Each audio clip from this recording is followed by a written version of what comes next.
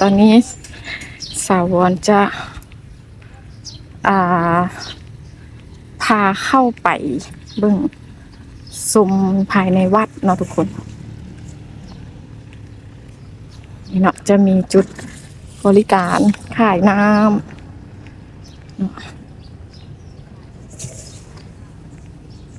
เดี๋ยวออกมาก็จะมาซื้อน้ำกินเพราะว่าบ่ได้ถือเงินมาเดี๋ยวเราเข้าไปภายในวัดก่อน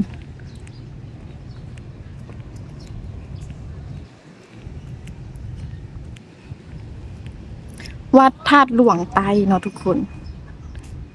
นี่คือเป็นวัดธาตุหลวงไตเด้อเขาก็จะเข้าไป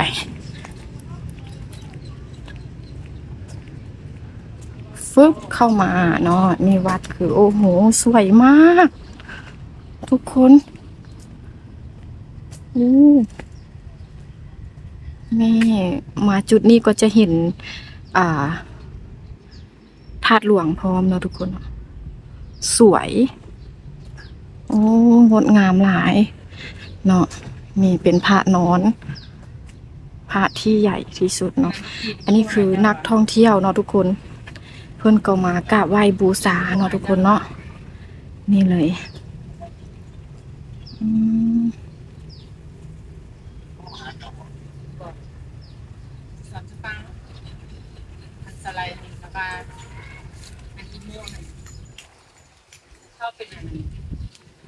นี่เนาะก็จะมี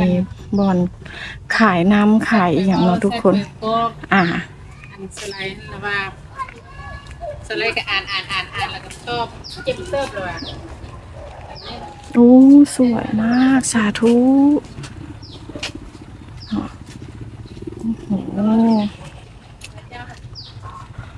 อันนี้คือพระพิฆเนศนะทุกคนพญานาคเนาะก็มีหลายองค์แต่ชาววอนก็บ่ได้ฮู้เบิดเนาะ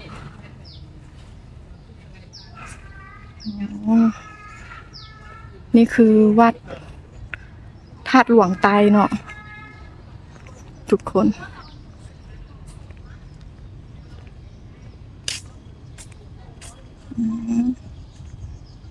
สวย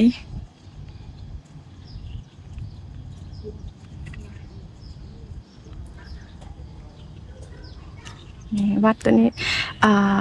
สิมนี้เพิ่นก็กำลังทาสีใหม่เนาะเฮ็ดงามทาสีงามหลายเนาะโอ้โหมุมนี้ก็เหลียวเห็นแบบพระธาตุหลวงสวยงาม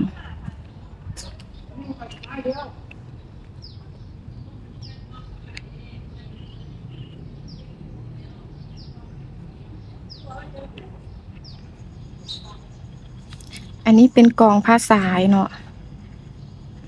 ที่เพิ่นหาก็ตกกองผ้าสายช่วงปีใหม่ผ่านมานี่แหละเนาะทุกคนเดี๋ยวเราจะพาไปเบิ่งพระนอนเนาะชมบรรยากาศรอบๆวัดธาตุหลวงไตเนาะทุกคนเหลียวไปก็เห็นธาตุหลวงแบบตั้งสง่าเลยเหลืองอร่ามสวยงามมากงดงามที่สุดเลยทุกคนนี่เนาะก็จะมีชาวต่างชาติเนาะเพิ่นก็จะมาถ่ายรูปมากราบไหว้บูชาเนาะทุกคนนี่เนาะสาธุเนาะสวย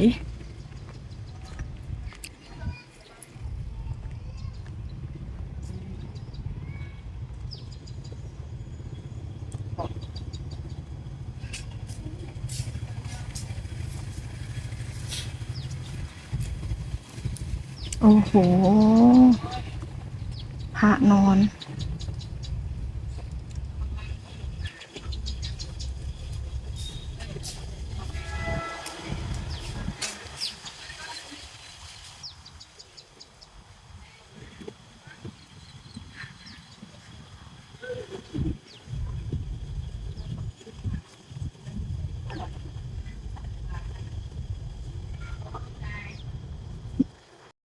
สาวรก็สาธุเนาะทุกคนอันนี้เป็นพระนอน พระพุทธรูปนอนเนาะ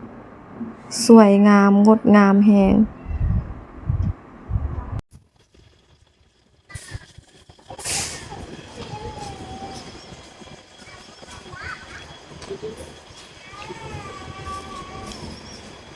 อันนี้เป็นลวดลายเนาะที่เพิ่นแกะสลักสวยงามงามหลายเนาะ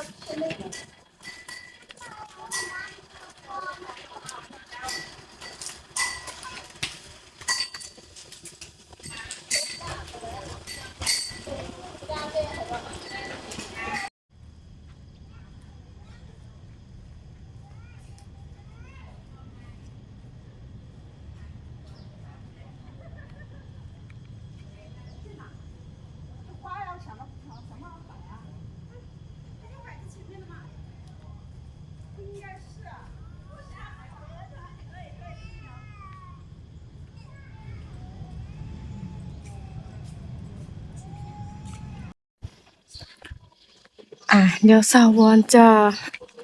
พาออกไปทางด้านหน้าของพระธาตุหลวงเนาะทุกคน ตอนนี้ก็ยังอยู่ภายในวัดเนาะเดี๋ยวสาววอนจะย่างออกไป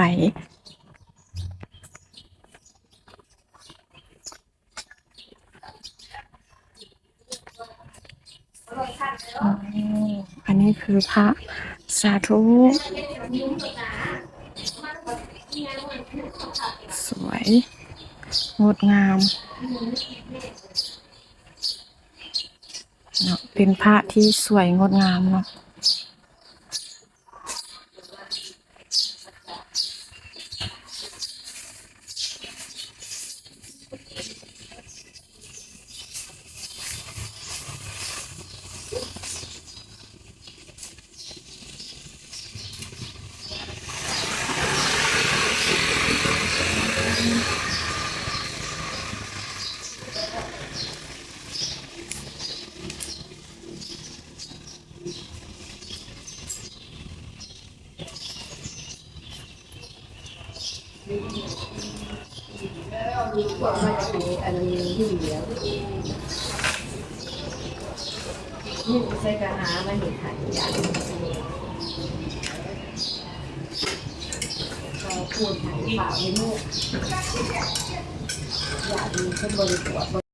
นี่เนาะอันนี้ก็จะเป็นโซนด้านนอกที่ว่าเป็นทางออกเนาะทุกคน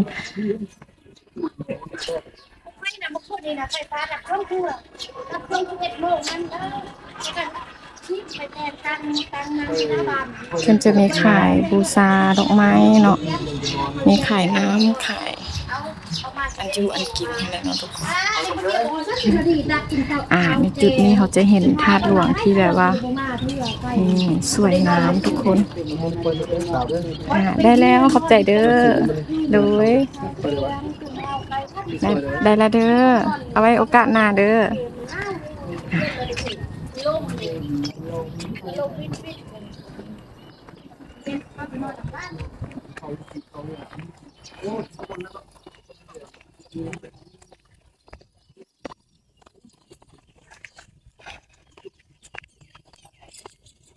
เนาะก็จะมีชาวต่างชาติเนาะที่เพิ่นมากราบไหว้บูชาที่พระธาตุหลวงเวียงจันทร์ทุกคนสวยงดงามที่สุดเลยสวยงามหลายเนาะเดินธาตุหลวงก็จะมีที่เพิ่นถ่ายรูปเนาะบริการถ่ายรูปให้เนาะทุกคน